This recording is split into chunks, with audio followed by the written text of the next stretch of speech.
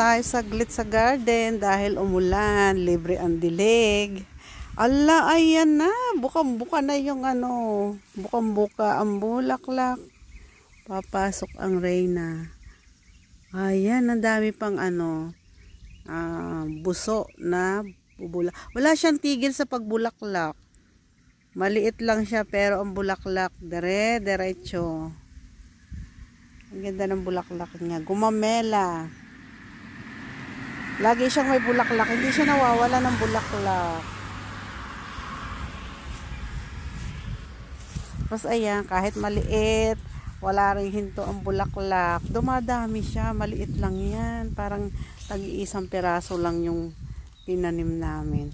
Tapos ayan, dumadami. Nakakatuwa pag ganyan may bulaklak. Halaman-halamanan.